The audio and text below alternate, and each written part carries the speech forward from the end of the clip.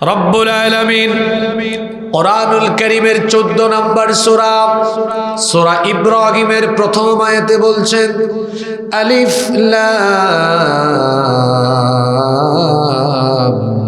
রা কিতাবুন আনজালনাহু ইলাইকা লিতুখরিজান নাসা মিনাল-যুলুমাতি ইলান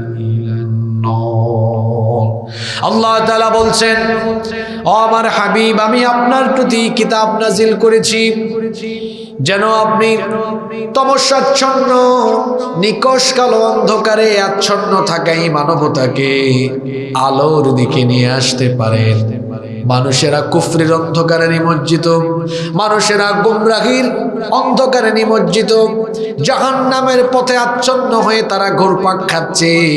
কুফরি থেকে মানুষকে ঈমানের দিকে, গুমরাহি থেকে মানুষকে হিদায়াতের দিকে এবং জাহান্নামের পথ থেকে মানুষকে জান্নাতের পথে নিয়ে আসার জন্য এই কোরআন যিনি নাজিল করেছেন, জোরে বলেন তিনি কে? দুঃখজনক ব্যাপার, আজ এই কোরআনকে আমরা শুধু ধর্মীয় কিতাব মনে করেছি। ঝাড়ফুঁক, খতম, তিলাওয়াত এতটুকুতে আমরা সীমাবদ্ধ রেখেছি। আমাদের জীবনের সবচাইতে বড় দুইটা ভুল। একটা ভুল হলো কোরআনকে আমরা ধর্মীয় কিতাব মনে করেছি। আরেকটা ভুল হলো ইসলামকে শুধুমাত্র আমরা একটি ধর্ম মনে করেছি। মনে রাখতে হবে, ইসলাম শুধুমাত্র কোনো ধর্ম নয়। তাহলে ইসলাম কি? ইসলাম হচ্ছে আল্লাহর কাছে একমাত্র মনোনীত চূড়ান্ত একটি জীবন ব্যবস্থা। জোরে বলেন তো, ইসলাম মানে একটি জীবন ব্যবস্থা। সবাই বলেন, ইসলাম একটি জীবন ব্যবস্থা বলতে আপনি কি বুঝেন? অর্থাৎ আপনার জীবনের শুরু থেকে শেষ পর্যন্ত আপনার জীবনের ব্যবস্থাপনায় যা যা প্রয়োজন, যা যা দরকার, এই ইসলামের ভেতরে যিনি দিয়েছেন তিনি কে? আরো জোরে বলতে হবে, তিনি কে? এই ইসলাম কবুল করলে পরে আপনার জীবনের সকল ব্যবস্থাপনা ইসলামের আলোকেই করতে হবে। এখন যদি আপনি আপনার নামাজ, রোজা, হজ, যাকাত আপনি যদি কেবলমাত্র ধর্মীয় আচার অনুষ্ঠানগুলো ইসলাম মোতাবেক পরিচালনা করেন, আর আপনার পরিবার, আপনার ব্যবসা বাণিজ্য, আপনার সমাজ, আপনার অর্থনীতি, আপনার রাজনীতি, সেগুলো যদি আপনি ইসলাম বাদ দিয়ে অন্য কোনো মতাদর্শের আলোকে পরিচালনা করেন, তাহলে আপনি কিন্তু আল্লাহর দেওয়া এই জীবন ব্যবস্থা জীবনে পূর্ণাঙ্গ অনুসরণ করতে পারলেন না।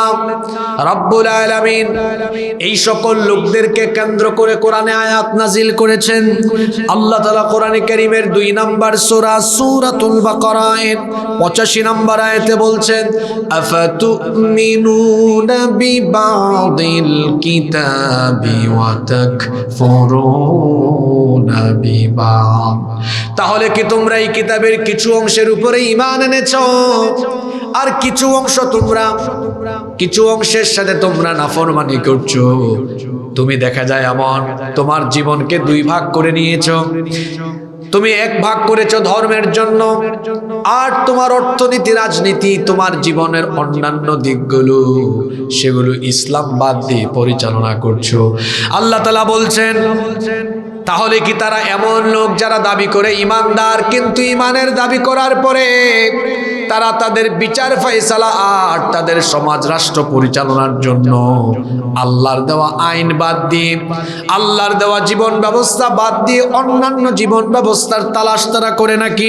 কোরআনে কারীমের 4 নম্বর সূরা সূরাতুন নিসায়ের 60 নম্বর আয়াতে আল্লাহ তাআলা বলছেন, আলাম তারা ইলাল্লাযীনা ইয়াজউমুনা আন্নাহুম আমানু বিমা উনজিলা ইলাইকা ওয়া মা উনজিলা মিন قبلك আল্লাহ তাআলা বলছেন ও নবী আপনি কি তাদেরকে দেখেননি যারা দাবি করে আমি আপনার উপর যা নাজিল করেছি সেগুলোর উপর তারা ঈমান এনেছে এমনকি আপনার পূর্ববর্তীদের উপরে যা নাজিল করেছি সেগুলোর উপরেও তারা ঈমান এনেছে তারা দাবি করে তারা ঈমানদার কিন্তু তাদের বাস্তব স্বভাব হলো ইউরিদুনা আইয়াতাহাকামু ইলা الطاغوت وقد أمروا أن يكفروا به ويريد الشيطان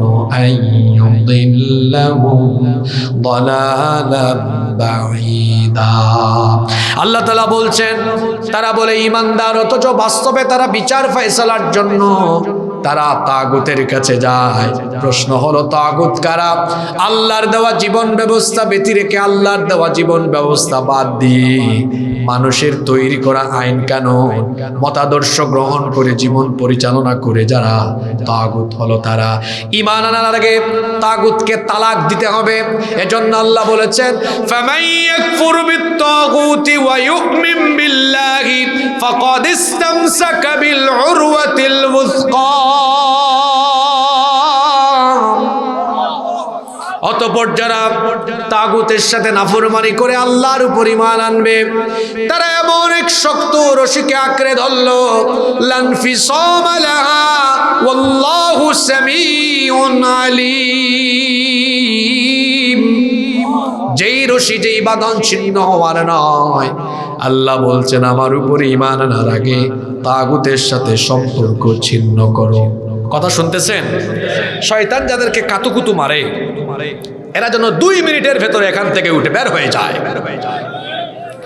এরা হচ্ছে কোরআনের মাহফিলের আদব নষ্টকারী আপনার কি মনে হয় আমি আপনাকে কিচ্ছা শোনাতে বসেছি আমি এমন হুজুর না যে হুজুর বসে 20 মিনিট নাহমাদুহু পড়ে আরো 10 মিনিট ভূমিকা মারে আপনি দেখছেন সময় কেমনে বাঁচাই 1 মিনিটের ভেতরে আলোচনায় ঢুকেছি আপনাকে জায়গা মতো নিয়ে যাচ্ছে আর আপনি মাহফিলের আদব নষ্ট করেন কাতুকুতু যাদেরকে শয়তান মারে 2 মিনিট টাইম দিলাম বসে নইলে এখানে এনে মাইকের সামনে দাঁড় করাই আমি খুব মেজাজি মানুষ বাড়ি কোথায় জানেন তো আমি হযরত শাহজালাল রহমতুল্লাহ আলাইহির রুহানি সন্তান নিজের মধ্যে দুর্বলতা রাখি না দুর্বল মানুষ দুর্বল ইমানদার দেখতেও পারি না যারা 50-55 মিনিট বসতে পারবেন না উঠে চলে যান আর যারা 50-55 মিনিট বসতে পারবেন ধৈর্য ধরে বসে থাকে বহু কথা আছে আজকে ইনশাআল্লাহ কোথা থেকে কথা শুরু হয়েছে আপনি বুঝছেন শুরুর কথা শুনবেন নয়তো আপনি বুঝবেন না আমাদের দেশে এখন বেহুশ মাহফিল হয় বেশিরভাগ জায়গায় তাফসীরুল কুরআন মাহফিল না নাম হলো তাফসীরুল কুরআন মাহফিল কিন্তু বাস্তবে হয় বেহুশ মাহফিল বেহুশ মাহফিল এটা আবার কোনটা বক্তা নিজে জানে না কি বলে কোনো টপিক নাই বিষয় নাই কিছুই নাই ঝগা খিচুড়ি কিছুক্ষণ গজল গায় কিছুক্ষণ আজান দেয় কিছুক্ষণ কিচ্ছা বলে সাপের কিচ্ছা বেগুনের কিচ্ছা কিছুক্ষণ ডানে কিছুক্ষণ বামে কিছুক্ষণ চিল্লায় কিছুক্ষণ লাফায় আর শ্রোতাদেরা সামনে বসে এরা কিছুক্ষণ পর ঠিক ঠিক বলে কেউ দাঁড়িয়ে যায় কেউ লাফায় আপনি ঠিক বেঠিক বলার কে আপনি ঠিক বললেও কোরআনের কথা ঠিক আপনি ঠিক না বললেও কোরআনের কথা ঠিক এখানে বসলে কি বলতে হয় যখন আল্লাহর বরত্বের কথা শুনবেন হৃদয় থেকে বলে উঠবেন আল্লাহু আকবার যখন ফজিলতের কথা শুনবেন বলবেন সুবহানাল্লাহ সুবহানাল্লাহ আল্লাহু আকবার এগুলো বললে সওয়াব আছে না নাই তো মাহফিলকে মাহফিলের মতো রাখেন সার্কাস বানায়েন তো বেহুশ হয়ে বক্তা কথা বলে আর শ্রোতাও বেহুশের মতো শুনে এই শ্রোতা মাহফিল শেষ করে বাহিরে গেলে মানুষ তাকে জিজ্ঞেস করে তুমি যে মাহফিলে গেলা কি শুনছো কয় বহুত কিছু শুনছি কয় ওয়াজ কেমন হয়েছে কয় খুব ভালো হয়েছে কয় হুজুরের অবস্থাকে কয় ফাটাই ফেলছে একদম কয় তাই কি বলছে হুজুর কয় বহুত কিছু শুনছি এখন কিছুই মনে নাই এরকম বেহুশ বক্তা আর বেহুশ শ্রোতা বেহুশ আয়োজক হয়ে একটু হুশের ভেতরে থাকে কথা শুরু করেছি আমাদের জীবনের সবচেয়ে বড় ভুল হলো ইসলামকে আপনি ধর্ম মনে করেছেন ইসলাম কোনো ধর্ম নয়, ইসলাম হলো একটি জীবন ব্যবস্থা। এরপরে আয়াত ধরেছি, যারা ইসলামকে জীবন ব্যবস্থা মানে না, এরা জীবনকে দুই ভাগ করেছে। কয় ভাগ করেছে? এক ভাগ করেছে ধর্মের জন্য, আরেক ভাগ করেছে ধর্ম বাদ দিয়ে জাগতিক অন্যান্য কিছু পরিবার, সমাজ, রাষ্ট্র, অর্থনীতি, রাজনীতির জন্য। এদের পরিস্থিতি কেমন? এরা নামাজে কোরআন মানে, সমাজে কোরআন। এরা জীবনকে এমন ভাবে ভাগ করেছে, কোরআনকে শুধু তেলাওয়াতে সীমাবদ্ধ রেখেছে, কোরআনের শিক্ষা তাদের জীবনে তারা প্রতিফলিত করে না। দেখা যায় তাদের বাড়িতে বিবাহের অনুষ্ঠান হয়, হুজুরকে ডেকে এনে বিবাহের খুতবা দেওয়ায়, হুজুর যখন বিবাহের খুতবা দেন, খুতবার ভেতরে তিনি কোরআনের কিছু আয়াত তেলাওয়াত করেন। আশ্চর্য কথা, কোরআন তেলাওয়াত দিয়ে বিবাহ উদ্বোধন হচ্ছে, কিন্তু আগের রাতে এই বাড়িতে এই বিয়েকে কেন্দ্র করে নারী পুরুষ একসাথে হয়ে গায়ে হলুদের নামে তারা নাচ গান বাজনা করেছে। আবার যৌতুকের টাকায় বিবাহ হচ্ছে। তাহলে দেখা গেল কোরআন তেলাওয়াত বিয়েতে হচ্ছে, আবার কোরআন বিরোধী কাজও হচ্ছে। ব্যবসা প্রতিষ্ঠান উদ্বোধনের সময় হুজুর ডেকে এনে তারপরে ব্যবসা প্রতিষ্ঠান উদ্বোধন করে, অথচ সুদের টাকায়, ঘুষের টাকায় ব্যবসা প্রতিষ্ঠান শুরু করেছে, কোরআন তেলাওয়াত দিয়ে ব্যবসা প্রতিষ্ঠান আরম্ভ করে। কিন্তু দেখা যায় ব্যবসা করে ওজনে কম দেয়, মিথ্যা বলে প্রতারণা, ধোঁকাবাজি করে মানুষের সাথে প্রতারণা করে।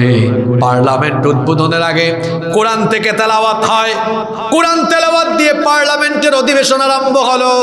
20 মিনিট 30 মিনিট পরে আবার সেই পার্লামেন্টে কোরআন বিরোধী আইন পাশ করা হলো।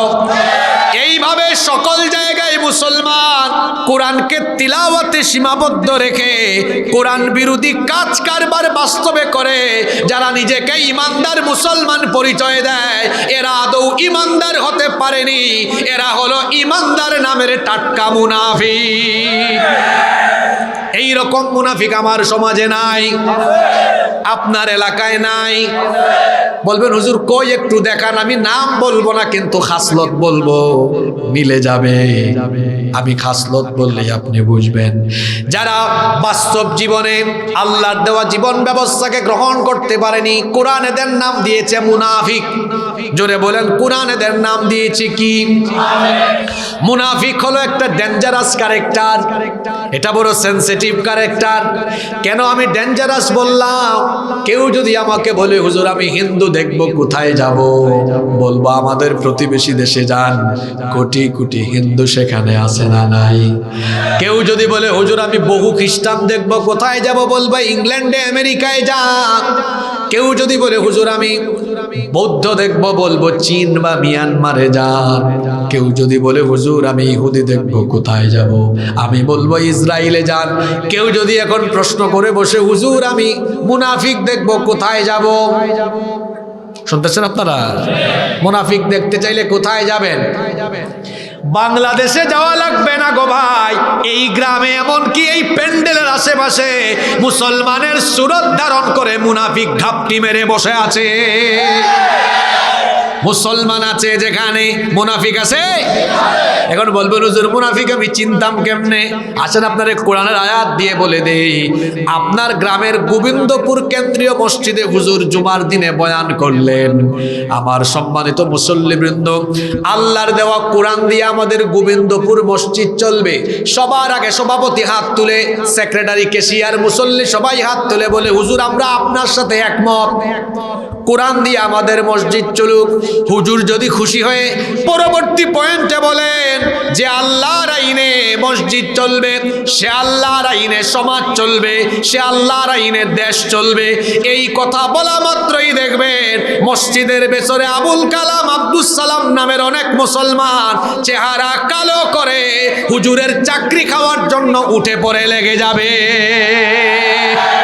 কি গো, একটু আগে না আপনারা সবাই পক্ষে ছিলেন, এখন আবার চেহারা কালো হইল কেন?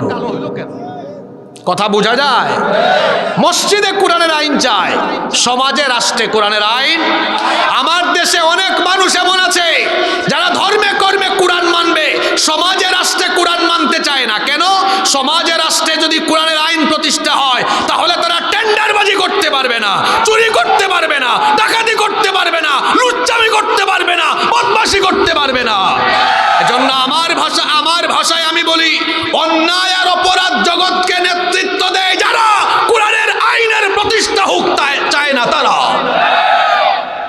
কারণ কোরআনের আইন প্রতিষ্ঠা হলে অত টেন্ডারবাজি করতে পারবে না, অত রোডের জায়গায় বাস দিতে পারবে না, অত চুরি বাটপারি করতে পারবে। সম্মানিত ভাইয়েরা, তাহলে আমরা কি মুনাফিক হয়ে মরবো না ইমানদার হয়ে মরবো? জোরে বলেন, কি হয়ে মরবো? ইমানদার হয়ে মরতে হলে ইসলামকে জীবন ব্যবস্থা হিসেবে গ্রহণ করতে হবে। পারবেন? ইসলামী জীবন ব্যবস্থা যে ব্যক্তি কবুল করবে সেই ব্যক্তি ইসলামী শাসন ব্যবস্থাও চাইবে। আপনারা শাসন ব্যবস্থায় ইসলাম চান কি চান না? জোরে বলেন, চান কি চান না?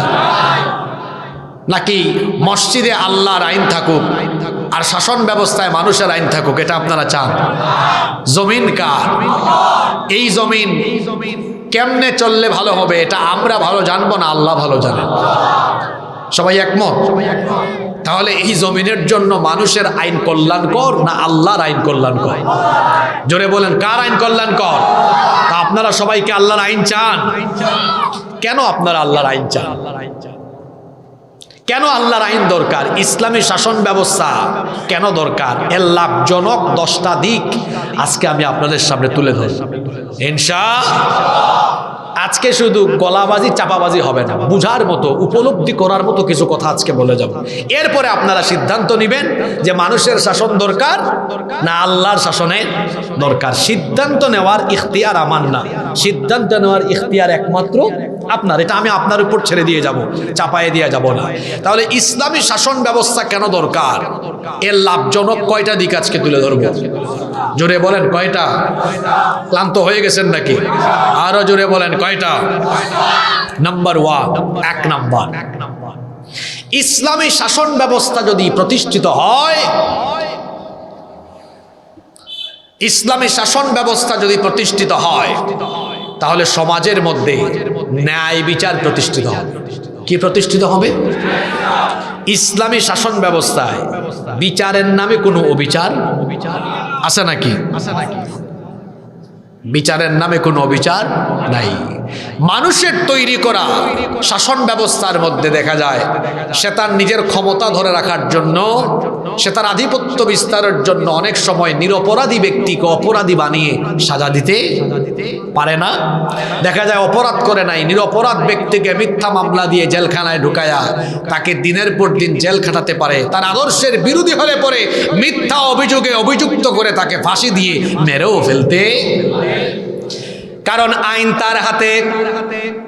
কিন্তু ইসলামী শাসন ব্যবস্থা যেই সমাজে থাকে সেখানে বিচারের নামে মানুষের উপরে কোনো অবিচার হয় না, বিচারের নামে কোনো জুলুম হয় না, কারণ সেখানে বিচার ফয়সালা করা হয় কার দেওয়া আইনের ভিত্তিতে।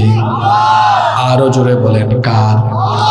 সে আল্লাহ তাআলা হুকুম করছেন, ওয়া ইদা হাকামতুম বাইনান নাসি আন তাহকুমু বিল আদল। আর যখন তোমরা মানুষের মধ্যে বিচার ফয়সালা করবে তখন তোমরা ইনসাফ কায়েম করবে। ইসলামী শাসন ব্যবস্থায় কিরকম সুবিচার কায়েম হয় দেখেন।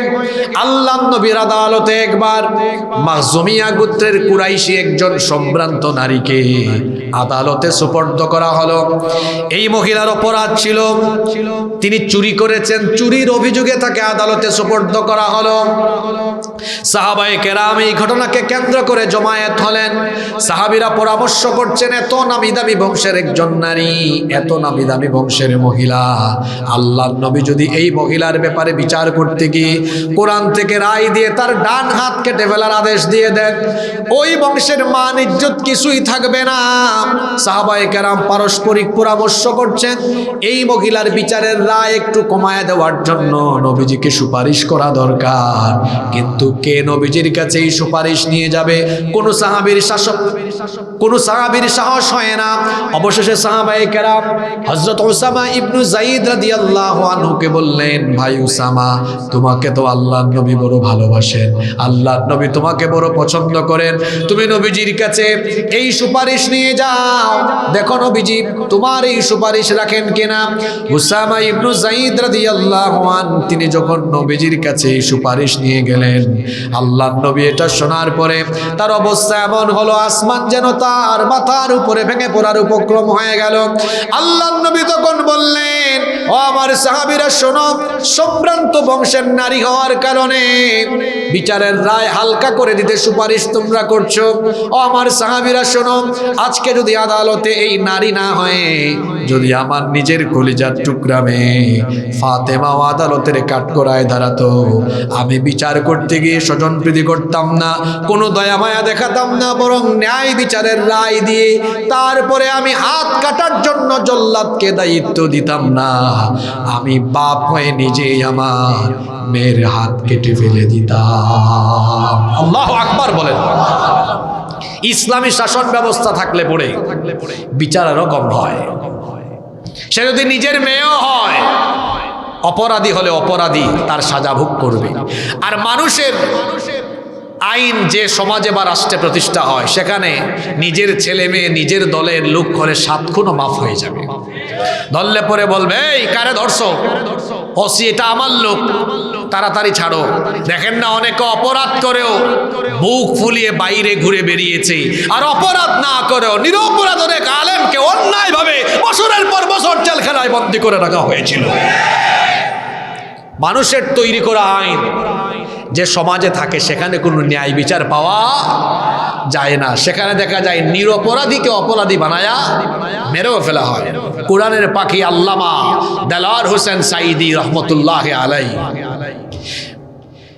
মানবতা বিরোধী যুদ্ধাপরাধী মিথ্যা নাটক মঞ্চস্থ করে তিনি ভারতীয় আধিপত্যবাদের বিরুদ্ধে কথা বলতেন, তিনি দেশের পক্ষে কথা বলতেন এবং আল্লাহর কোরআন প্রচার করায় কোরআন বিরোধীরা এবং তাদের সাথে ভারতীয় আধিপত্যবাদীরা যুক্ত হয়ে শুধুমাত্র ভারতকে খুশি করার জন্য অন্যায়ভাবে তাকে হত্যা করা হয়েছে।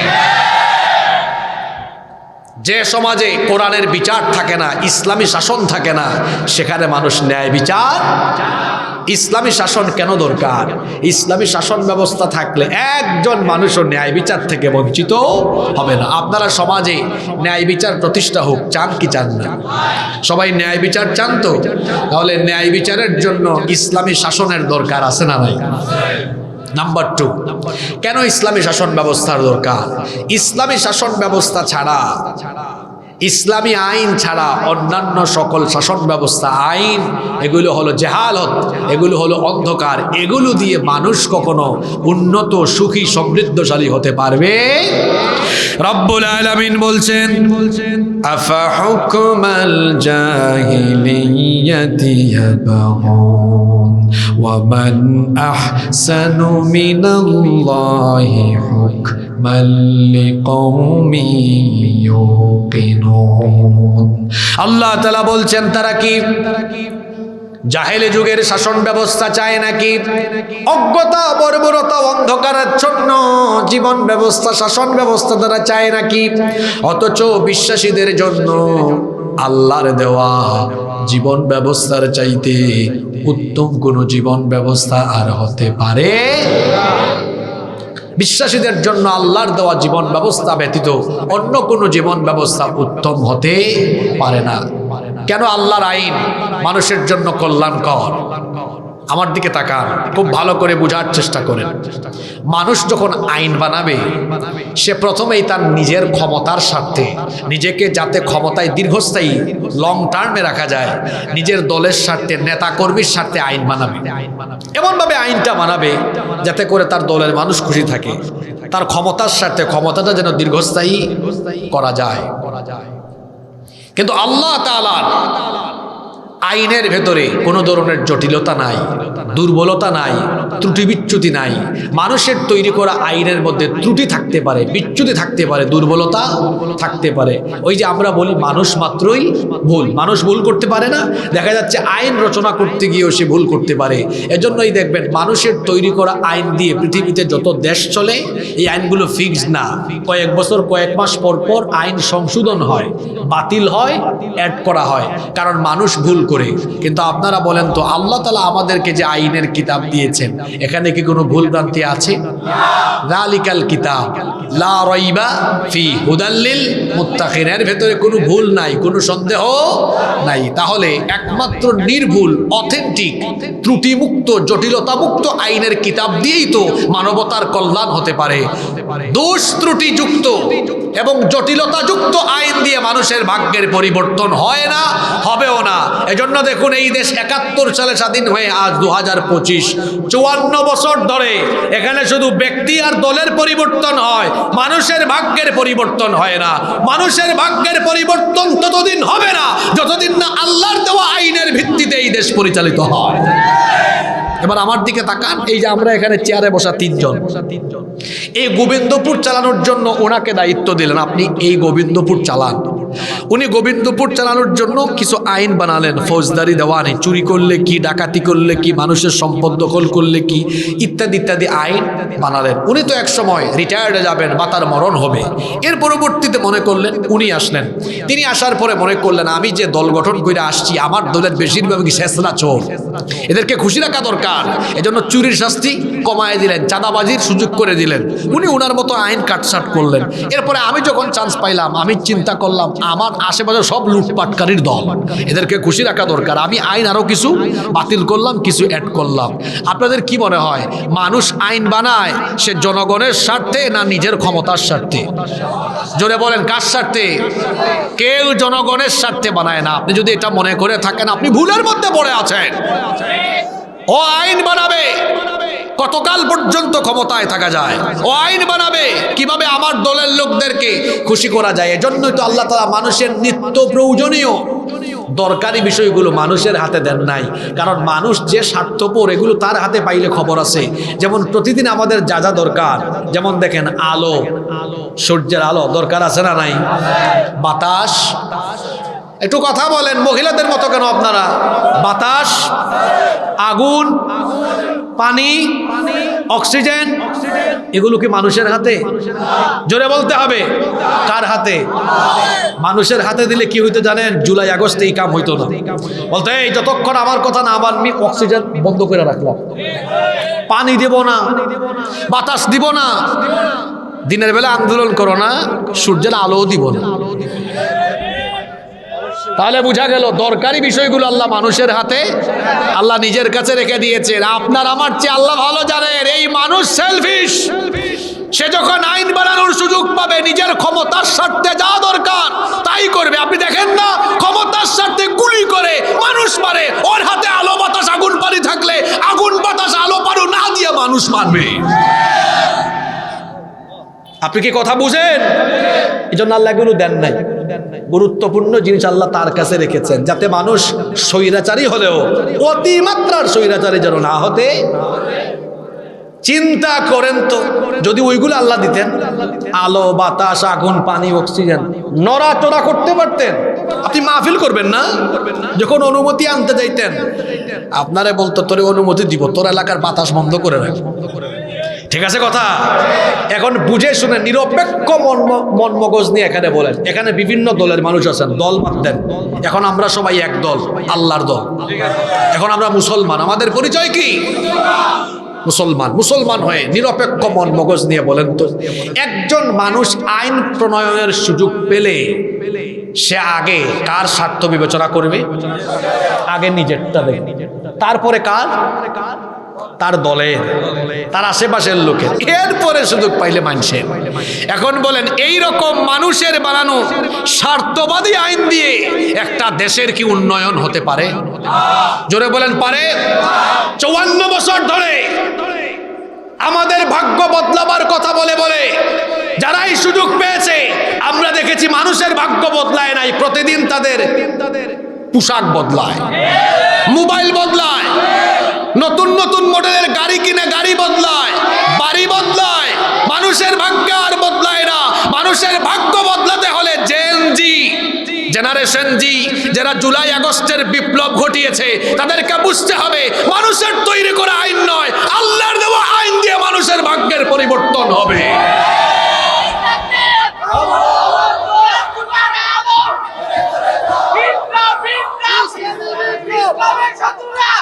স্লোগান পড়ে দিয়েন, একসাথে পড়ে দিয়েন। আগে আমার পয়েন্টগুলো শেষ করতে দেন, পয়েন্টগুলো মনে রাখতে হবে। ১ নাম্বার, ইসলামী শাসন ব্যবস্থা কেন দরকার? ইসলামী শাসন ব্যবস্থা থাকলে সব মানুষ ন্যায় বিচার করে। ২ নাম্বার পয়েন্ট কি বলেছি? ইসলামী শাসন ব্যবস্থা না থাকলে গোটা জাতি অন্ধকারে পড়ে থাকবে, আলোকিত হতে পারবে। 3 নম্বর, কেন ইসলামী শাসন ব্যবস্থা দরকার? আমার দিকে তাকান, আপনারা একটু মনোযোগ বাড়ান। গতানুগতিক অন্যান্য মাহফিলে যা শুনেন, আজকে একটু ব্যতিক্রমী কথাবার্তা শুনবেন। ইসলামী শাসন ব্যবস্থা কেন দরকার?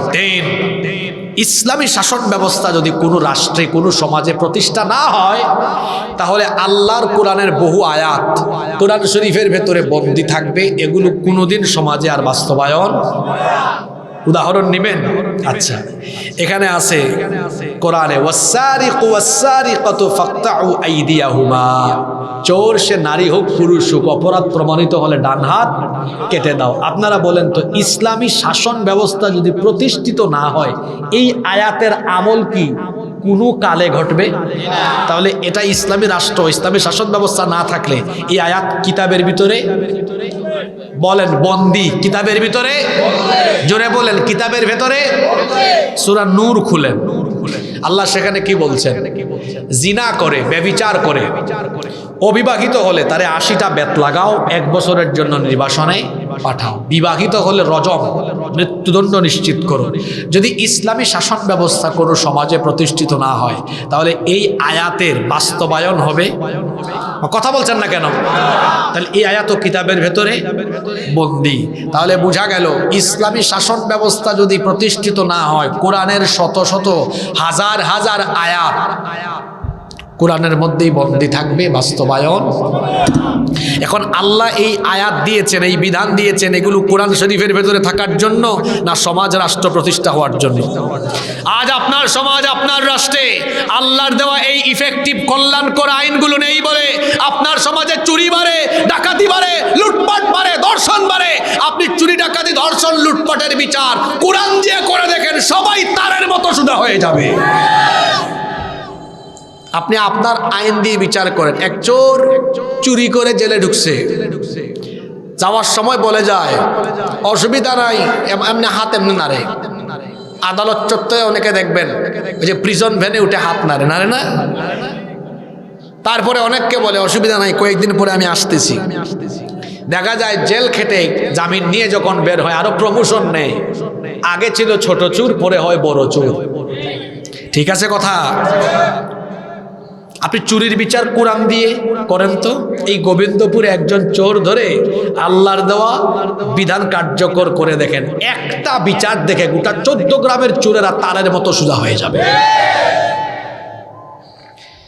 ইসলামী শাসন ব্যবস্থা কেন দরকার? 3 নম্বর পয়েন্ট, ইসলামী শাসন ব্যবস্থা না থাকলে অনেক আয়াত কিতাবের ভেতরে বন্দী থাকবে, বাস্তবায়ন আর হবে। কয়টা পয়েন্ট গেল? নাম্বার 4, 4 নম্বর। কেন ইসলামী শাসন ব্যবস্থা দরকার? ইসলামী শাসন ব্যবস্থা থাকলে হিন্দু, মুসলমান, বৌদ্ধ, খ্রিস্টান, সকল ধর্মের মানুষ তাদের পূর্ণাঙ্গ স্বাধীনতা পাবে, পূর্ণাঙ্গ অধিকার পাবে।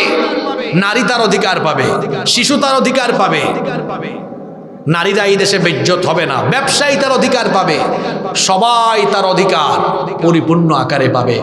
অনেকে বলে থাকেন, যদি ইসলামী শাসন ব্যবস্থা কোনো সমাজে প্রতিষ্ঠিত হয়, তাহলে হিন্দুদের কি হবে? এ যেন মায়ের চেয়ে মাসির দরদ। ইসলামী শাসন ব্যবস্থা কায়েম হলে হিন্দু কেন, বৌদ্ধ, খ্রিস্টান, সব ধর্মের মানুষ আরো আরামে থাকবে। আমি আমার ভাষায় বলি, মায়ের কোলে শিশু যেমন নিরাপদ, ইসলামী রাষ্ট্রে অমুসলিমরাও আরো নিরাপদ। সুবহানাল্লাহ। কারণ আমার ইসলাম এত সুন্দর। আল্লাহ আমাদেরকে শিখিয়েছেন, তোমাদের রাষ্ট্রে বসবাসকারী অমুসলিম যদি থাকে, তাদের উপর জুলুম করো না, তাদের উপরে নিপীড়ন করো না। রব্বুল আলামিন কোরআনে কারীমের 60 নম্বর সূরা সূরাতুল মুমতাহিনা এর 8 নম্বর আয়াতে বলছেন, লা ইয়ানহাকুমুল্লাহু আনিল্লাযীনা লাম ইউকাতিলুকুম ফিদ-দীনি ওয়া লাম ইউখরিজুকুম মিন দিয়ারিকুম আন তাবাররুহুম ওয়া তুকসিতু ইলাইহিম ইন্নাল্লাহা ইউহিব্বুল মুকসিতিন। আল্লাহ তাআলা বলছেন, যারা তোমাদের সাথে যুদ্ধে জড়ায়নি তাদের ব্যাপারে আল্লাহর হুকুম হলো, আল্লাহ বলছেন তাদের সাথে তোমরা রুরু আচরণ করো না, জুলুম করো না। দিনের ব্যাপারে যারা তোমাদের সাথে যুদ্ধে জড়ায়নি এবং যারা তোমাদেরকে ঘর বাড়ি থেকে বিতাড়িত করেননি, যারা করেনি, আল্লাহ বলছেন তাদের সাথে সম্মানজনক আচরণ করো, তাদের সাথে ইনসাফপূর্ণ আচরণ করো। অমুসলিমদের সাথে অসম্মানজনক, বৈষম্যমূলক, জুলুম নির্যাতনমূলক আচরণ করো না। আল্লাহ বলছেন তাদের সাথে ন্যায় বিচার করো। আবার অন্য আয়াতে আল্লাহ বলেছেন অমুসলিমদের উপাস্যদেরকে গালি দিও না। তোমরা যদি অমুসলিমদের উপাস্যদেরকে গালি দাও অজ্ঞতাবশত, তারাও তোমাদের আল্লাহ তাআলাকে গালি দিয়ে বসবে। এমনকি আমার ইসলাম কত সুন্দর, অমুসলিমদের উপাসনালয়ে হামলা চালাতে নিষেধ করেছেন মুহাম্মদ। আমরা বলি সাল্লাল্লাহু আলাইহি ওয়াসাল্লাম। আল্লাহর নবী যখন কোথাও কোনো সাহাবাদের দল প্রেরণ করতেন, যুদ্ধের কোনো বাহিনী পাঠাতেন, নিষেধ করে দিতেন নারী এবং শিশুদের গায়ে কোনো হামলা করো না, বয়স্কদের গায়ে হামলা করো না। শুধু তাই নয়, কোনো উপাসনালয়ে হামলা চালায় না। ইসলাম কত সুন্দর, যুদ্ধের সময়ও উপাসনালয়ে হামলা চালাতে নিষেধ করা হয়েছে। স্বাভাবিক অবস্থায় তো নিষেধ আছেই, তাহলে ইসলাম যদি কায়েম হয়ে যায় অমুসলিমরাও আরামে থাকবে, তাদের উপাসনালয়গুলো অরক্ষিত থাকবে না, সুরক্ষিত থাকবে। তারা তাদের ধর্ম পালন করবে, তারা তাদের অধিকার ফিরে পাবে। ইসলামী শাসন ব্যবস্থা যদি কায়েম হয়ে যায় সকল অমুসলিমেরা নিরাপদে এই দেশে থাকতে পারবে। কিন্তু আমার পাশের দেশ থেকে মাঝে মাঝে উস্কানি দেওয়া হয়। শুধু তাই নয়, দেশি বিদেশি শত্রুরা মাঝে মাঝে বলে যে যদি ইসলামী শাসন ব্যবস্থা কায়েম হয়ে যায় মৌলবাদ, জঙ্গিবাদ প্রতিষ্ঠা হয়ে যাবে, দেখা যাবে অমুসলিম যারা আছে এদের ঘরবাড়ি আর থাকবে না। আমি বলি নিজের চরকায় তেল দাও, সাম্প্রদায়িক সম্প্রীতির সবক আমাদেরকে দাও। আমার দেশে সাম্প্রদায়িক সম্প্রীতির যে উত্তম নজির আছে তা পৃথিবীর কোথাও। পাশের দেশ থেকে যারা আমাদেরকে সম্প্রীতির সবক দেয় ওদের স্বভাব তো আপনারা জানেন। ওদের দেশে কি সম্প্রীতি আছে? কথা বলেন না কেন আপনারা? আমার দেশে অমুসলিমরা যারা সংখ্যালঘু হিসাবে আছে তারা জামাইয়া ধরে আছে। এই দেশে কি সংখ্যালঘুদের উপরে মুসলমানরা কোনো নির্যাতন করে? কখনো আপনারা করবেন? কখনোই না। ইসলাম আমাদেরকে এটা শেখায়। যারা আমাদেরকে সম্প্রীতির সবক দেয় ওদের স্বভাব আমরা জানি। গুজরাটে, সিকিমে, হায়দ্রাবাদে, কাশ্মীরে তোমরা কি অসভ্যতার নজির পেশ করেছো তা গোটা পৃথিবীবাসী জানে। সম্প্রীতির সবক তোমরা আমাদেরকে দাও, অথচ পৃথিবীতে তোমাদের মতো উগ্র, তোমাদের মতো চরমপন্থী সন্ত্রাসী জঙ্গি আর কেউ নাই। আমরা এই বাংলাদেশে কখনো কোনো উপাসনালয়ে হামলা চালাইনি, কোনোদিন চালাবো না। অথচ গুজরাটের কসাই নরেন্দ্র মোদীর নেতৃত্বে আমাদের শত শত বছরের ঐতিহ্য বাবরি মসজিদকে দখল করে রাম মন্দির বানিয়ে পৃথিবীর 200 কোটি মুসলমানদের কলিজায় তারা আগুন ধরিয়ে দিয়েছে। এরা আমাদেরকে কি করে? সম্প্রীতির সবক দেয়। ভারতবর্ষের ইতিহাস আমরা জানি। 750 বছর আমাদের পূর্বপুরুষরা ভারতবর্ষ শাসন করেছেন। কোনোদিন আমাদের মুসলমান কোন শাসক অমুসলিমদের উপাসনালয় দখল করেননি। ইসলাম আমাদেরকে এটা শেখায় না। 47 সালে ভারত 2 ভাগ হয়ে হিন্দুস্তান আর পাকিস্তান হয়েছে। 71 সালে পাকিস্তান 2 ভাগ হয়ে বাংলাদেশ আর পাকিস্তান হয়েছে। 47 থেকে নিয়ে 2025 এই 74 বছরে তোমরা ইতিহাসকে পাল্টে দিয়েছো। এর আগে তো ভারতবর্ষকে শাসন করেছে প্রায় 200 বছর ব্রিটিশরা। তার আগে মুসলমানরা। ভারতবর্ষের সুন্দর সুন্দর যা আছে সব মুসলমানদের হাতে গড়া। আমার মুসলমান কোনো শাসক কখনো কোনো সাম্প্রদায়িক দাঙ্গা লাগায়নি, নেতৃত্ব দেয়নি, অমুসলিমদের উপাসনালয় দখল করেনি, কোনো অমুসলিমকে হামলা করেনি। এখনো মুসলমানরা এগুলো করে না, কারণ কোরআন আমাদেরকে এই শিক্ষা দেয় না। পাশের দেশ থেকে যারা আমার দেশের হিন্দু, বৌদ্ধ, খ্রিস্টান ভাই বোনদেরকে উস্কে দিতে চায়, আমরা বলবো আমার দেশের হিন্দু, বৌদ্ধ, খ্রিস্টান সব ধর্মের ভাই বোনদেরকে বলবো এদের ফাঁদে আমরা যেন পা না দেই। কারণ এই দেশে আমরা যেভাবে সম্প্রীতি রক্ষা করে যুগের পর যুগ ধরে আমরা চলছি, সামনের দিনগুলো তো আমরা চলবো ইনশাআল্লাহ। এই সম্প্রীতি কেউ নষ্ট করতে পারবে? আপনারা দেখেছেন গত কয়েক মাস ধরে ভারতীয় মিডিয়াগুলোতে আমাদের দেশ সম্পর্কে কেমন মিথ্যাচার রটানো হয়েছে। বলা হয়েছে কি এদেশে নাকি হিন্দুদের ঘরবাড়ি জ্বালায় পুড়ে শেষ করে দেওয়া হচ্ছে। কথাটা কি সত্য? জোরে বলেন, সত্য? মিথ্যাচার রটিয়ে রটিয়ে তারপরে আমাদেরকে তো হুমকিও দিল। ওই যে একটা চ্যানেল আছে রিপাবলিক বাংলা, ময়ূখ রঞ্জন, ব্যাং যেমন লাফায় ও শুধু এরকম লাফায়। তারপরে ডিসপ্লের মধ্যে বাংলাদেশের মানচিত্র এনে বলে এই যে চট্টগ্রাম, রংপুর, সিলেট বাংলাদেশের চিকেন স্ন্যাক, আমরা এটা দখল করে ফেলবো। তা আমার বাড়ি তো সিলেটে, তা আমরা সিলেটে খুব মজা করে আঞ্চলিক ভাষায় বলি, আও বা ইয়া হামাও, হামানির বাদে দেখবা দরিয়া কিলা বাদাম দেই। বুঝছেন আপনারা? এটা আঞ্চলিক ভাষা। আও মানে আসো, আইয়া হামাও মানে ঢুকো, বাদের দরিয়া বাদাম দিব, বাদাম মানে সুপ হইব, খুব মাইর হইব। সিলেটের লোকদেরকে চিনো না? হযরত শাহজালাল রহমতুল্লাহ আলাইহির রুহানি সন্তানেরা, হযরত শাহজালাল রহমতুল্লাহ আলাইহি যেভাবে সিলেটে ঢুকে গৌর গোবিন্দকে সিলেট থেকে তাড়িয়ে দিয়েছেন, গৌর গোবিন্দের উত্তরসূরিরা উগ্রবাদীরা যদি সিলেটের মাটির দিকে হাত বাড়ায়, শাহজালালের উত্তরসূরিরা সেই কালো হাত ভেঙে চুরে টুকরা টুকরা করে দিবে। আমার দেশের মানচিত্রের উপরে কেউ যদি কুনজর দেয় তার খবর আছে। আমরা যুদ্ধপ্রিয় নই, আমরা শান্তিপ্রিয়। মুসলমানদের ইতিহাস হলো আমরা কখনো কাউকে আক্রমণ করি না, তবে আমাদের স্বভাব হলো আমাদেরকে কেউ আক্রান্ত করলে আমরা কাউকে ছাড়ও দেই না। একটা সিংহ ঘুমিয়ে আছে, ঘুমিয়ে থাকলে তাকে ঘুমিয়ে থাকতে দেওয়াই ভালো। তার কানের কাছে গিয়ে খুচাখুচি করলে সে যদি জেগে উঠে খবর আসে না নাই। মুসলমান তো সিংহের জাতি, আমরা শান্তিপ্রিয়, শান্তিতে আছে, শান্তিতে থাকতে দেন। আপনি যদি নিজে থেকেই গায়ের উপর এসে আমাদের পড়েন, আমরা তো বসে থাকবো না। ইউনুস সাহেব বলেছেন 7 সিস্টারের কথা, আর আমি আজকে এখানে বলে গেলাম। রসুল তো 1500 বছর আগে বলে গিয়েছেন কিয়ামতের আগে হিন্দুস্তানে একটি যুদ্ধ হবে, যেটা গাজওয়াতুল হিন্দ, এবং এই যুদ্ধে অসংখ্য মুসলমান শহীদ হবে, কিন্তু মুসলমানরা বিজয়ী হবে। সুবহানাল্লাহ। আবার রাসূল বলেছেন আমার উম্মতের 2 দলকে আল্লাহ জাহান্নাম থেকে মুক্তি দিবেন। কয় দল?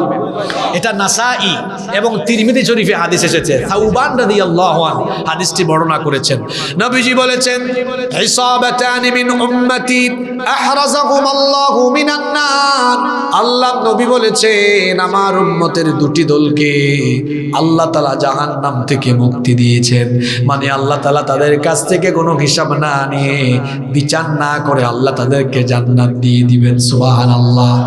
এই 2 দলে আমরা থাকতে চাই কি চাই না? এক দল হলো ইসাবাতুন তাগজুল হিন্দ, এক দল হলো যারা হিন্দুস্তানের বিরুদ্ধে যুদ্ধে অংশ নেবে।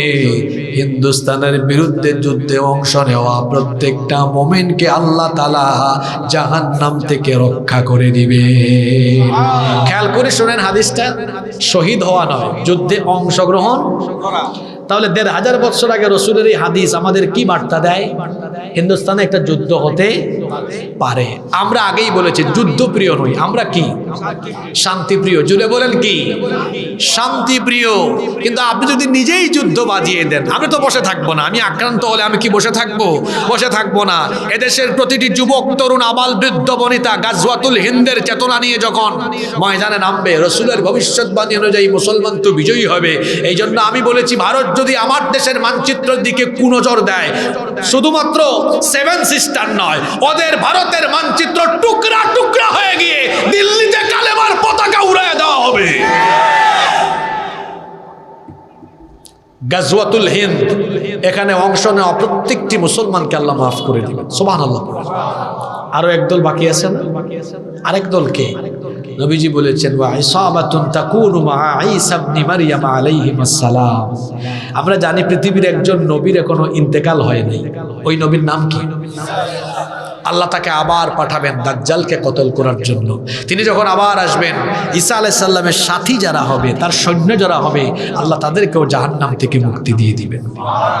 বেঁচে থাকলে আমরা যেন এই 2 দলে শামিল হতে পারি, আল্লাহ আমাদেরকে কবুল করেন। বলছিলাম ইসলামী শাসন ব্যবস্থা থাকলে হিন্দু, বৌদ্ধ, খ্রিস্টান সবাই তার অধিকার পাবে, কারো উপরে কোনো জুলুম হবে। নাম্বার 5, ইসলামী শাসন ব্যবস্থা থাকলে পরে সকল মতের সকল মতের সকল ধর্মের মানুষ তার মতামত স্বাধীনভাবে পেশ করতে পারবে, ধর্ম পালনে বাধা দেওয়া হবে না। কারণ ধর্মের ব্যাপারে তো কোনো জোর জবরদস্তি নেই, লা ইকরাহা ফিদ্দীন, ধর্মের ব্যাপারে কোনো জোর জবরদস্তি নেই। লাকুম দীনুকুম ওয়ালিয়া দীন।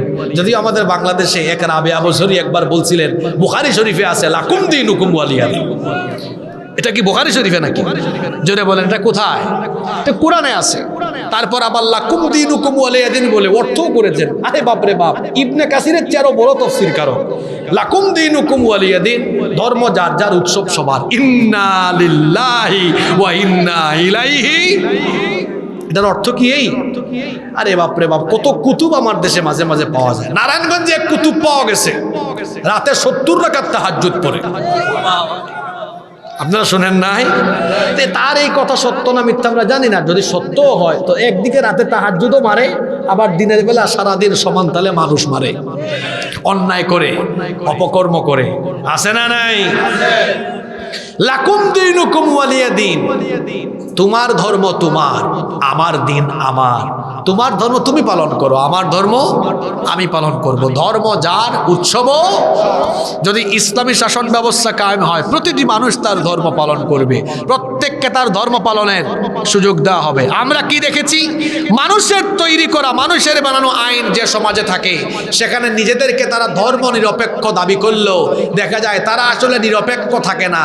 তারা দেখা যায় কোরআন সুন্নাহ বা মুসলমানদের অনুষ্ঠানগুলোতে অনেক সময় শর্ত লাগায়া বাধা বিঘ্নতা সৃষ্টি করে, আর সব কিছু সমান তালে চালু রাখে। আমি কি ভুল বলেছি নাকি? গত 15 বছর কোরআনের মাহফিল অনায়াসে করতে পেরেছেন? আজকের মাহফিলের জন্য অনুমতি লাগছে নাকি? তবে বাংলাদেশে এখন দেখি নতুন নতুন অনেক জায়গায় শুরু হয়েছে। অনেক ব্যক্তি বলে আমাদের থেকে অনুমতি নিতে হবে। জুলাই আগস্টের কারবার দেখেন নাই আপনি, তাই না? এই বাংলাদেশে ফ্যাসিবাদ যদি আবার মাথা চাড়া দিয়ে উঠার চেষ্টা করে, সেটাকে যুব সমাজ ভেঙে চুরে তছনছ করে দিবে। সুযোগ থাকতে সাধু সাবধান হয়ে যাও, নইলে খবর আছে না নাই? নাম্বার 6, ইসলামী শাসন ব্যবস্থা কেন দরকার?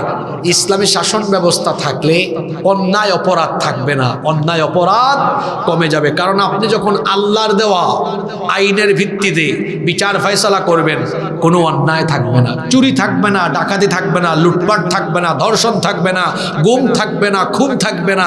আল্লাহর দেওয়া বিচার ব্যবস্থা যখন প্রতিষ্ঠিত হবে, সমাজে অন্যায় অপরাধ কমে যাবে ইনশাআল্লাহ। নাম্বার 7, 7 নাম্বার, এখানে অনেকে বেকার আছে না? বেকার, কোনো কিছু করে না। ইসলামী শাসন ব্যবস্থা কায়েম হলে সবচেয়ে বেকারদের লাভ বেশি। এদিকে তাকান, আজকের কথাগুলো যারা মিস করবেন, মারাত্মক কিছু মিস করবেন। ইসলামী শাসন ব্যবস্থা কায়েম হলে সমাজে, দেশে একজন গরিব মানুষ থাকবে না। আমার দিকে তাকান, ফর্মুলা দিয়ে যাচ্ছে। আমি তো গলার জুড়ে গলাবাজি করে যাচ্ছি না, আপনাকে আমি কোরআন হাদিস দিয়ে এবং বাস্তবতা দিয়ে বুঝাই যাব। আমার দেশে গরিব মানুষ আছে না নাই? আপনার সমাজের, আপনার দেশের দারিদ্রতা, বেকারত্ব দূর করার জন্য আল্লাহ যাকাত ভিত্তিক অর্থনীতির ফর্মুলা দিয়েছেন। আমার দেশের শতকরা 99 জন মানুষ, কতজন? 99 জন মানুষ জাকাত দেওয়ার সিস্টেম জানে না। তারা মনে করে জাকাত দান সৎকার মতো, এই জন্য মানুষ ডেকে এনে 200 টাকা, 300 টাকা, 500 টাকা দিয়ে দেয়। জাকাতের শাড়ি কিনে, জাকাতের লুঙ্গি কিনে। কোন শাড়ি কোন লুঙ্গি যেটা বাজারের সবচেয়ে ফালতু, ব্যবহারের অনুপযোগী, এরকম কিনে তারপর দেয়। মিয়া সাহেব, জাকাত এরকম দিতে হয়। আপনারা কোন হুজুর বলছে, ওই হুজুররেও ধরে আনেন। জাকাত আল্লাহ কেন দিয়েছে? শয়তান জাকাতের বিপরীতে এনেতে সুদ ব্যবস্থা, আর আল্লাহ দিয়েছেন জাকাত ব্যবস্থা। জাকাত আল্লাহ দিয়েছেন যেন সমাজে যত বেকার আছে, সব বেকারদের বেকারত্ব যেন কি হয়ে যায়, দূর হয়ে যায়। এই জন্য আল্লাহ জাকাত দিয়েছেন। আচ্ছা দেখেন, মনে করেন আপনাকে আগে ছোট একটা উদাহরণ দিই, তারপর বড়। ছোটটা বুঝলে বড়টা বুঝবেন। আপনাদের গ্রামের নাম কি? গোবিন্দপুর। মনে করেন এই বছর গোবিন্দপুর কেন্দ্রীয় জামে মসজিদের উদ্যোগে এই গ্রামের যাদের উপর জাকাত ফরজ হয়েছে তাদের কাছ থেকে জাকাতের টাকা কালেকশন করে মসজিদের একটা ফান্ডে আনা হলো। বুঝতেছেন আপনারা? মনে করেন এই গ্রামে মোট 30-40 জন মানুষের উপর জাকাত ফরজ হয়েছে। যুবকরা শুনতেছো, খালি বাদাম খায় না, এই পয়েন্ট তোমাদের। তোমরা বেকার তো, বিয়ে করতে পারতেছো না, দেখো বেকারত্ব কিভাবে যাবে। এখানে মনে করেন 30-40 জনের উপর জাকাত ফরজ হয়েছে। মোট অ্যামাউন্ট আমি কম করে উদাহরণ দিই, বুঝবেন। 2 লক্ষ টাকা জাকাত উত্তোলন হয়েছে। কত লক্ষ টাকা? জোরে বলেন কত? আপনি চাইলেই 2 লক্ষ টাকা জন প্রতি 500 টাকা করে করে দিলে মোট কতজনকে দেওয়া যাবে? 400 জনকে। কতজনকে? এটা জাকাতের হক আদায় হবে না। আপনি এক কাজ করেন, 400 জনকে 2 লক্ষ টাকা না দিয়ে 4 জনকে দেন। কয়জনকে? কোথায় 400 আর কোথায়? বলবেন হুজুর এটা কোনো হিসাব হইল? আপনি তো বেইনসাফ মানুষ। 400 জনকে দিলে 400 জন পাইতো না? আপনি 396 জনকে বাদ দিচ্ছেন কেন? বাদ দিচ্ছি কেন আগে শুনে। এই গ্রামের 4 জন পুরুষ বা নারী হতে পারে, গরিব, খাইতে পারে না, চলতে পারে না, আনেন। আপনারা আনলেন। একজন বিধবা মহিলা, তাকে আপনি 30-40 হাজার টাকা দিয়ে একটা সেলাই মেশিন কিনে দেন। এই মহিলার সংসার চলতে আর অসুবিধা হবে? কথা বলেন। আর একটা ছেলে, তার পুরো পরিবার নিয়ে টেনশনে, খাইতে পারে না, ওর একটা ভ্যান কিনে দেন। আপনাদের এলাকায় ভ্যান আছে নাকি? ভ্যান চালায়, ভ্যান কিনে দেন। আরেকজন, তার জমি আছে কিছু অল্প, 2টা হালের বলদ কিনে দিলে চাষবাস করে খাইতে পারবে, তো 2টা হালের বলদ বা গাভী কিনে দেন। হইল কয়জন? 3 জন। আরেকজনকে একটা টমটম, অটোরিকশা বা একটা ছোট টঙের দোকান করে দেন। 2 লক্ষ টাকা জাকাত উত্তোলন করে 4 জন ব্যক্তিকে দিলেন। বলেন এই 4 জন ব্যক্তি 1 বছর যদি এগুলা, এই যেগুলা দিয়েছেন এগুলা দিয়ে উপার্জন করে, পরবর্তী বছর এরা কি আর জাকাত খাওয়ার উপযুক্ত থাকবে? বলেন থাকবে? আমার দেশে বাণিজ্য মন্ত্রণালয় আছে, বিমান মন্ত্রণালয় আছে, পরিকল্পনা মন্ত্রণালয় আছে, স্বরাষ্ট্র মন্ত্রণালয় আছে, পররাষ্ট্র মন্ত্রণালয় আছে। আমার দেশে যদি ইসলামী শাসন ব্যবস্থা থাকতো আর যদি জাকাত মন্ত্রণালয় থাকতো, ওই গোবিন্দপুর মসজিদ যেমন তার পুরা গ্রামের টাকা এক জায়গায় উঠাইছে, জাকাত মন্ত্রী তিনি গোটা দেশের মানুষের জাকাতের টাকা জাকাত মন্ত্রণালয়ে উঠাইতেন। আমার ধারণা বাংলাদেশে প্রতি বছর জাকাত মন্ত্রণালয়ে জাকাত উঠানো যাবে কমপক্ষে 10 থেকে 15 হাজার কোটি টাকা, আরো বেশি হবে। মনে করেন এই বছর, আমি একটা উদাহরণ দিই কিভাবে গরিব মানুষ থাকবে না দেশে। এই বছর জাকাত মন্ত্রণালয়ে 1,40,000 কোটি টাকা উঠানো হলো। কত? 1,40,000 কোটি টাকা উঠানো হলো। এখন এই টাকার আপনি বাংলাদেশের 70 লক্ষ যুবক যারা বেকার, এদের কারণ কত লক্ষ বললাম? 70 লক্ষ। প্রত্যেকজনকে 2 লাখ করে দেন, তাইলে 1,40,000 কোটি টাকা শেষ। বলেন তো 70 লক্ষকে 2 লক্ষ করে দিলে এই মানুষগুলো আর গরিব থাকবে? এইরকম যদি 5-10 বছর জাকাত মিনিস্ট্রির মাধ্যমে জাকাত সেন্ট্রালি কালেক্ট করে সেন্ট্রালি ডিস্ট্রিবিউট করা হয়, 10 বছর পরে চ্যালেঞ্জ করে গেলাম এই মাঠ থেকে, একজন গরিব মানুষ বাংলাদেশে খুঁজেও পাবেন না আপনি। এবার আসেন হুজুর, কুরআন দিয়া তো বললেন, একটু বাস্তবিক উদাহরণ দেন তো। পৃথিবীতে কি এরকম কখনো হয়েছিল? ওই আলেমদেরকে সাক্ষ্য রেখে বলছি, কার শাসন আমলে এরকম হয়েছিল? ওমর ইবনে আব্দুল আজিজ রহমতুল্লাহি আলাইহির জামানায় মানুষ জাকাত নিয়ে রাস্তায় রাস্তায় ঘুরছে, একজন মানুষ পায় নাই জাকাত দিবে। সুবহানাল্লাহ মুখ দিয়ে বাইরে এলো। কোন মানুষ নিয়ে ওয়াজ করি আমি? আপনি বুঝছেন আমার কথা? তাইলে বলেন এই দেশে বেকারত্ব, দারিদ্রতা দূর হোক আপনারা চান কিনা? তো বেকারত্ব, দারিদ্রতা দূর করতে হলে নেতা নেত্রীর শাসন চান না ইসলামী শাসন চান? জোরে বলেন। না চাইলেও আমার কিছু করার নেই, আমি তো জোর করে চাপাবো না। আমি আগেই বলছি, আমি কথা বলে যাব, সিদ্ধান্ত আপনারা যদি গরিব থাকতে চান, আরো আপনার দেশের মানুষ গরিব থাকতে, আপনারা যেমনি আছেন এমনি থাকেন, আমার কোনো আপত্তি। আর আপনারা যদি চান না আমরা ওই সোনালী যুগে ফিরে যাব, তো আসেন, আমি ফর্মুলা দিয়ে গেলাম, একজন মানুষ গরিব থাকবে, কয়টা বললাম? 7টা। বাকি আছে কয়টা? 10 মিনিট কি ধৈর্য হবে আপনাদের, নাকি ক্লান্ত হয়ে গেছেন?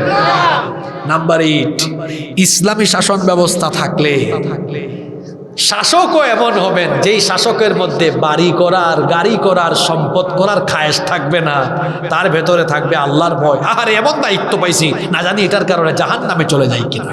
আমার দেশে দেখা যায় দায়িত্ব কেউ পাইলে খুশি হয়, ফুলের মালা দেয় একজন আর একজনকে, অভিনন্দন জানায়, মনে হয় খুব খুশি। এবং দেখা যায় দায়িত্ব পাইলে আঙ্গুল ফুলে, কিরে বাটপার, তুই আঙ্গুল ফুলে কলা গাছ হইলি কেমনে? তুই মানুষের ডিউটি পালন করলে তোর তো এত কিছু হওয়ার কথা। সরকারি চাকরি করে গাড়ি বাড়ি হয়ে গেছে, তার সারা জীবনের বেতন একত্রিত করলেও তো একটা বাড়ি বানাতে পারবে কিনা সন্দেহ আছে। তার এটা হয়েছে কেমনে? আমি একটু ঠুটকাটা স্বভাবের মানুষ, তো যেটা বলি সুজা বলে ফেলি একদম। আপনি হয়তো অন্যভাবে না যে হুজুরিটা কেমন জানি, যা বলে ডিরেক্ট, আসলেই তো তাই। আমার দেশে এক ব্যক্তির নাম বেনজির, তার নাম যেমন বেনজির, কামও করছে নজিরবিহীন। তার সারা জীবনের বেতন ভাতা রেশন বোনাস মিলায়া 1 কোটি সামথিং হয়েছে। তার সম্পদই আছে 2000 কোটি টাকা। খুব নেককার বান্দা, তাই না? কথা বলেন না কেন? ইসলামী শাসন ব্যবস্থা এই জন্য দরকার। ইসলামী শাসন ব্যবস্থা যদি থাকে, শাসকরা কখনো দুনিয়ামুখী হবে না, তারা হবে পরকালমুখী। দেখেন, আমি এমন একজন ব্যক্তির নাম বলি, যিনি ছোট্ট একটা ইউনিয়ন নয়, ছোট্ট একটা সংসদীয় আসন নয়, ছোট্ট একটা দেশ নয়, বরং ইনি এমন এক মহান ব্যক্তি যিনি অর্ধ দুনিয়ার প্রেসিডেন্ট ছিলেন, অর্ধেক দুনিয়াকে তিনি শাসন করেছেন। আল্লাহু আকবার। ওমর ইবনুল খাত্তাব রাদিয়াল্লাহু আনহু অর্ধ দুনিয়া শাসন করেছেন। একদিন তিনি তার ঘরের মধ্যে মোমবাতি জ্বালিয়ে কাজ করছেন। সেই যুগে তো এইরকম ইলেকট্রিক্যাল লাইট ছিল না, মোমবাতি জ্বালিয়ে ঘরের ভেতরে কাজ করছেন। এমন সময় তার কিছু আত্মীয় স্বজন দেখা সাক্ষাতের জন্য দরজায় এসে নক করলেন। তিনি তাদেরকে দরজায় থামিয়ে দিলেন, ভেতরে ঢুকতে দিলেন না। তিনি তখন তার সামনে থাকা মোমবাতির আগুন ফু দিয়ে নিভিয়ে দিলেন, নতুন আরেকটি মোমবাতিতে আগুন ধরালেন। তারপরে তাদেরকে ভেতরে আসতে বললেন। ভেতরে ঢুকে এরা কৌতূহল চেপে রাখতে না পেরে জিজ্ঞেস করলো, আমিরুল মুমিনিন, আপনার সামনে তো মোমবাতিতে আগুন ধরানো ছিল, সেটা ফু দিয়ে বন্ধ করে দিয়ে নতুন আরেকটি মোমবাতিতে কেন আপনি আগুন ধরালেন? তিনি তখন বললেন, তোমরা আসার আগ পর্যন্ত রাষ্ট্রের টাকায়, জনগণের টাকায় কেনা মোমবাতির আলো জ্বালিয়ে জনগণের কল্যাণে রাষ্ট্রীয় কাজ, অফিসিয়াল কাজ করছিলাম। তোমরা যখন ভেতরে ঢোকার জন্য অনুমতি চাইলে, চিন্তা করলাম জনগণের টাকায়, রাষ্ট্রের টাকায় কেনা মোমবাতির আগুন জ্বালিয়ে যদি আমার আত্মীয় স্বজনের সাথে ব্যক্তিগত কথা বলি, জনগণের সম্পদ নষ্ট হয়ে যাবে, আমানতের খেয়ানত হবে, রাষ্ট্রের সম্পদ অন্যায়ভাবে নষ্ট করা হবে, এমনকি কিয়ামতের ময়দানে আমাকে আসামি হয়ে, জালেম হয়ে আল্লাহর সামনে দাঁড়ানো হতে পারে। এই ভয়টা যখন আমার অন্তরে আসলো, তখন আমি রাষ্ট্রের টাকায়, জনগণের টাকায় কেনা মোমবাতির আগুন ফু দিয়ে নিভিয়ে দিয়ে নিজের টাকায় কেনা মোমবাতির আগুন জ্বালিয়ে তোমাদের সাথে এখন কথা বলছি। এটা ইসলামী শাসনের নমুনা। আর আপনারা যেটা সমাজে দেখেন মানুষের শাসনের নমুনা, দেখছেন তো, আঙ্গুল ফুলে চোরের দল, কোটি কোটি টাকা লুটপাট করে আমার দেশটার সর্বনাশ ঘটিয়েছে। এই দেশে কিসের অভাব? এই দেশে সম্পদের অভাব নাই। আমার বাড়ি সিলেটে, সিলেট গেলে দেখবেন ওই ভুলাগঞ্জে, জাফলংয়ে যাবেন, পাথরের খনি আল্লাহ দিয়েছে, সুবহানাল্লাহ। গ্যাসের খনি আছে এখানে, কয়লার খনি আছে, চায়ের সম্পদ আছে, মাছ আছে, বিল আছে, খাল আছে, নদী আছে, সাগর আছে। আর এদেশের মাটি তো সোনার মাটি, উর্বর, যা ফেলেন তা হয়ে যায়, সুবহানাল্লাহ। সম্পদের অভাব, একটা জিনিসের অভাব, ভালো মানুষের অভাব। কিসের অভাব? আমার দেশটা বড় নির্যাতিত, চোর আর চোর। এই দেশে যেমন আছে সম্পদের খনি, তেমন আছে চোরের। এজন্য সিদ্ধান্ত নিতে হবে।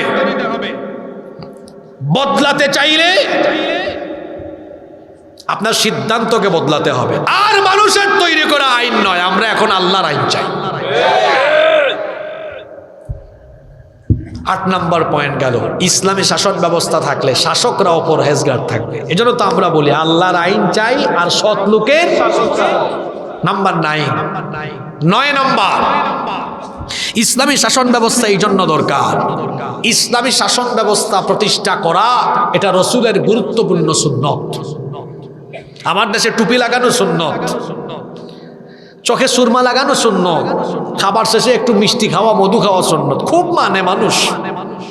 আর রসুল যে রক্ত দিয়ে, জীবন দিয়ে আল্লাহর বিধান প্রতিষ্ঠা করে মদিনার রাষ্ট্র 10 বছর পরিচালনা করে গেলেন, এই সুন্নতের দ্বারে কাছে মুসলমান। আল্লাহ কি তার নবীকে শুধুমাত্র নামাজ, রোজা, হজ, যাকাতের দাওয়াত দেওয়ার জন্য পাঠিয়েছেন? কেন পাঠিয়েছেন? কোরআনে কারীমের 61 নম্বর সূরা সূরাতুস সাফের 9 নম্বর আয়াতে আল্লাহ বলছেন, হুয়াল্লাযী আরসালা রাসূলাহু বিল হুদা ওয়া দীনিল হক লিইয়ুযহিরাহু আলাদ দীনি কুল্লিহি ওয়ালাউ কারিহাল মুশরিকুন। তিনি হচ্ছেন সেই সত্তা যিনি তার রাসূলকে হেদায়াত এবং দ্বীনে হক সহকারে পাঠিয়েছেন, যাতে করে পৃথিবীর সকল মতাদর্শ, সকল মত পথের শিকড় কেটে ফেলে আল্লাহর জমিনে যেন তিনি আল্লাহর আইন বাস্তবায়ন করতে পারেন। এই জন্য নবীকে যিনি পাঠিয়েছেন তিনি কে? সেই পথের পথিক আপনাকেও হতে হবে। নাম্বার 10 এবং সর্বশেষ হলো ইসলামী শাসন ব্যবস্থা কি কারণে দরকার? কারণ এই জমিনটা তো আল্লাহ, এই জমিনটা কিভাবে চললে ভালো হবে সেই ফর্মুলা সবচাইতে ভালো জেনে দিতে পারেন তিনি কে? এজন্য আল্লাহ বলেছেন, আলা লাহুল খালকু ওয়াল আমর, সৃষ্টি যার, আইনও চলবে। ইসলামী শাসন ব্যবস্থার গুরুত্ব সম্পর্কে কয়টা পয়েন্ট বললাম? 10টা। এবার আমার দিকে তাকান, আরো একটা কথা এখানে অ্যাড করি। ইসলামী শাসন ব্যবস্থা যদি প্রতিষ্ঠা না হয় তাহলে আপনি আমর বিল মারুফ নাহি আনিল মুনকার এটার বাস্তবায়ন করতে পারবেন না। আমাদেরকে আল্লাহ সব উম্মত থেকে শ্রেষ্ঠ উম্মত বানিয়েছেন। সুবহানাল্লাহ পড়েন। কি বলছেন আল্লাহ শুনেন, কুনতুম খায়রা উম্মাতিন উখরিজাত লিন-নাসি তা'মুরুনা বিল মা'রুফি ওয়া তানহাউনা আনিল মুনকার। কুনতুম খায়রা উম্মাহ, তোমরা শ্রেষ্ঠ জাতি। উখরিজাত লিন-নাস, তোমাদেরকে মানুষের কল্যাণের জন্য বের করা হয়েছে। তোমাদের দায়িত্ব হলো তা'মুরুনা বিল মা'রুফ ওয়া তানহাউনা আনিল মুনকার, তোমরা সৎ কাজের আদেশ দিবে, অসৎ কাজে নিষেধ করবে। কথা বুঝে থাকলে বলেন, সৎ কাজের অনুরোধ না আদেশ? কথায় আছে, শেষ ভালো যার সব ভালো তার। মনে হচ্ছে গুরুস্থানে বসে ওয়াজ করি। এটা গুরুস্থান না জিন্দাস্থান? 14 গ্রামের মানুষ তো এমন না, নাকি ভেজা সাইডে চলে আসছে আজকে। ভিজা বুঝেন, ভিজা মানে ভিজা সাইডে চলে আসছে। 14 গ্রাম তো এরকম না। 14 গ্রামের মানুষ কথা বলে। বলছিলাম সৎ কাজের আদেশ না অনুরোধ? আলেমরা বসে আছেন, জিজ্ঞেস করেন তা'মুরুনা বিল মা'রুফ ওয়া তানহাউনা আনিল মুনকার। আল্লাহ আমরের সিগা দিয়েছেন, আদেশ করো। বলেন তো বাংলাদেশে ইসলাম এখন অনুরোধের জায়গায় না আদেশের জায়গায়? বুঝে শুনে বলেন। এজন্য তো আপনারা 6 দফা, 8 দফা, 9 দফা, 12 দফা পাঠ্যপুস্তকে এই জিনিস অসঙ্গতি, এটা বাদ দেওয়ার অনুরোধ। 6 দফা মেনে নেওয়ার অনুরোধ, 9 দফা মেনে নেওয়ার। তো কোরআন আর ইসলাম কি প্যাসেঞ্জারের সিটে থাকার জন্য এসেছে নাকি? এটা থাকবে ড্রাইভিং সিটে। আমরা আজ কোরআনকে, ইসলামকে মসজিদে, মাদ্রাসায়, ওয়াজের মঞ্চে রেখে দিয়েছি বলে আমরা দেখা যায় এখন ইসলামের পক্ষে আদেশ করতে পারি না। অনুরোধ করি, আমরা দাবি নিয়ে যাই, অনুরোধ করি। ওই জায়গা পার্লামেন্ট, সেক্রেটারিয়েট আর বঙ্গভবন যেদিন কোরআনের দখলে আসবে, যেদিন সেখানে কোরআন রাখা যাবে, সেদিন অনুরোধ নয়, আদেশ করে করে অন্যায়কে বন্ধ করে দেওয়া হবে। এজন্য এই কোরআনকে, ইসলামকে ওই হুকুমাতের জায়গায় নিয়ে যেতে হবে, যেটা করেছেন মুহাম্মাদুর রাসূলুল্লাহ সাল্লাল্লাহু আলাইহি ওয়াসাল্লাম। তিনি কি এই কোরআনকে হুকুমাতের জায়গায় নিয়ে 10 বছর মদিনার রাষ্ট্র পরিচালনা করেননি? ওয়াজ আর পাওয়ার পার্থক্য বুঝাই আজকে আপনাদেরকে নিয়ে মোনাজাত করব। ওয়াজ আর একটা কথা কি বললাম, পাওয়ার মানে ক্ষমতা, ওয়াজ আর পাওয়ার দুটা জিনিস বুঝেন। এখানে ওয়াজ কইরা সবাইকে আমি নামাজের কথা বললো, কয়েকজন পড়বে কয়েকজন। আর পাওয়ার মানে কি বুঝেন, ওখান থেকে বলা হবে নামাজ না পড়লে ব্যাত লাগানো হবে, দেখবেন ওযু ছাড়াও দৌড় মারবে। বুঝছেন আপনি? দর্শক তারা এত বুঝাই, তাও মাহফিল থেকে গিয়া মেয়ে একটা যায় টিটকারি মারে। আপনি কোরআনের আইন একটু চালু করে দেখেন, হে তারের মতো সোজা হয়ে যাবে। ওয়াজ আর পাওয়ার বুঝছেন? রাসূল ওয়াজ করেছেন, ওয়াজ করেন নাই? রাসূল ওয়াজ করেছেন, মানুষকে কোরআন শুনিয়েছেন, বুঝিয়েছেন। আবার রাসূল কোরআনকে পাওয়ারের জায়গায়ও নাকি নিয়ে যান নাই? আমি কি ভুল বললাম নাকি? আমার নবী কত বছর রাষ্ট্র পরিচালনা করেছেন? জোরে বলেন। এই সুন্নাত আপনারা পালন করবেন না বুঝি? কোরআনকে কি ওই জায়গায় পৌঁছাবেন না? ওই জায়গায় পৌঁছালে আজকে কতগুলা পয়েন্ট বললাম। ন্যায় বিচার পাবেন, আলো আসবে, শান্তি আসবে, বেকারত্ব ঘুচবে। একটা মানুষ বেকার, শান্তি পাবেন, সুখ পাবেন, অধিকার পাবেন, লুটপাট থাকবে না, দুর্নীতি থাকবে না, চুরি থাকবে না, ডাকাতি থাকবে না, শান্তি আর শান্তি চলে আসবে। সুবহানাল্লাহ। এজন্য আমরা আল্লাহর দেওয়া কোরআনের শাসন, আমরা কি কোরআনের শুধু মাহফিল শুনবো না কোরআনের শাসনও চাই? কারা কারা চান না হাত তুলেন। বেহুশ কয়েকজন পাইছি আমি। সবাই চান তো? চাইলে কি করতে হবে? সবাইকে কোরআনের পক্ষে থাকতে হবে, কোরআন পড়তে হবে, বুঝতে হবে। বছরে একদিন মাহফিল শুনলেই হবে না, প্রতিদিন কোরআন পড়েন, 5 আয়াত করে পড়েন, অর্থ সহ ব্যাখ্যা সহ। 4 বছরে পুরা কোরআন শেষ হবে। 10 আয়াত করে অর্থ সহ ব্যাখ্যা সহ পড়েন, 2 বছরে শেষ হবে। 20 আয়াত করে পড়েন, 1 বছরে ফর্মুলাও দিয়ে গেলাম। আল্লাহ আমাদেরকে কথাগুলো শোনার, মানার, বুঝার তৌফিক দান করে।